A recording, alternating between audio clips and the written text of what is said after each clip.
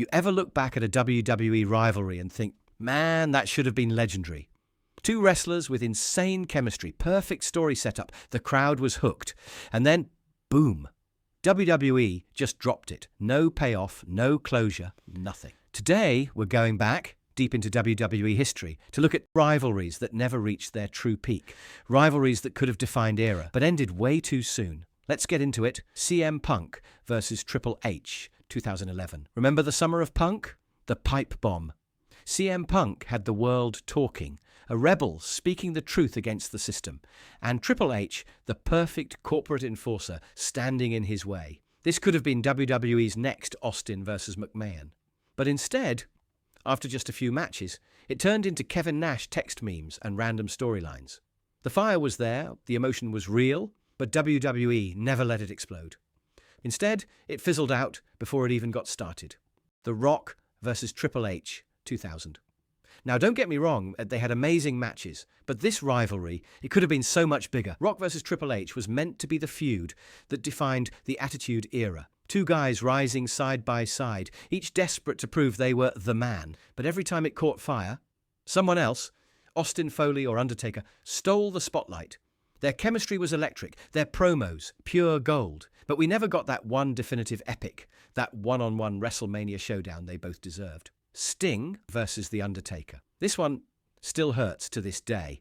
For years, fans dreamed of one match. The match that defined an era of fantasy booking. The Crow versus the Dead Man, the Dark Vigilante from WCW versus the Lord of Darkness from WWE. Two supernatural icons who never needed words. Their presence alone told the story. We waited through the Monday Night Wars, through WCW's fall, through the Attitude Era and beyond. Every WrestleMania season we'd whisper, "Is this the year?" And when Sting finally walked into WWE in 2014, the world stopped. That moment, the lights, the coat, the bat, it was everything we'd imagined for over a decade. And in our hearts, we knew what had to happen next. Sting versus Undertaker. But WWE had other plans. Instead of a battle between darkness and darkness, we got Sting versus Triple H. Now, don't get me wrong, that match was legendary in its own way. But it wasn't that match.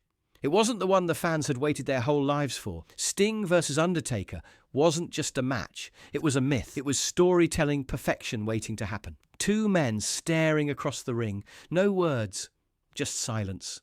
The crowd holding its breath. Two legacies colliding in pure aura, but we never got it.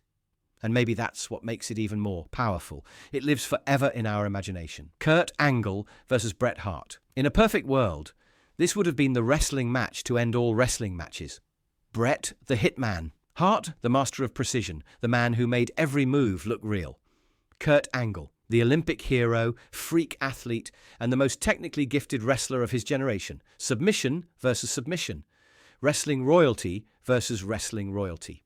It's the kind of match fans dream about. Not for the spectacle, but for the craft. The counters, the reversals, the storytelling that only pure wrestlers can deliver. And in the early 2000s, Kurt wanted it badly. He talked about it constantly in May, saying Bret was his dream opponent. The respect was mutual. Both men admired each other's work. But then tragedy struck. Bret's career ended after a concussion in 1999, just before Angle truly rose to superstardom. And that was it. One of wrestling's purest dream matches, gone before it even started. To this day, fans talk about it with almost a mythical tone. Not what it was, but what it could have been. Two of the greatest technicians ever, in their prime, telling a story of pride, precision, and legacy. That's not just a missed match, it's a missed masterpiece. John Cena versus Randy Orton. Now this one is tricky, because yes, we saw this rivalry over and over again, maybe too much, but that's the problem, it never evolved. Think about it. Two men who grew up together in OVW, trained side by side, destined for greatness. They were the chosen ones of their generation. Cena, the golden hero. Orton, the born villain. It was perfect. The next Rock and Austin dynamic, right there, but WWE never told that story. Instead, they kept it surface level. Just title matches and brawls. Never the deep, personal conflict it should have been. We never saw the story of friendship turning to hatred, of one man resenting the other's fame, of two men fighting to define a generation. It was always about the championship, never about the legacy. Cena versus Orton had everything: chemistry, history, timing. But WWE used it like a filler feud instead of a generational rivalry. It could have been emotional. It could have been real. Instead, it became background noise in one of WWE's most promising eras. And that's the sad part, was we got quantity, not quality.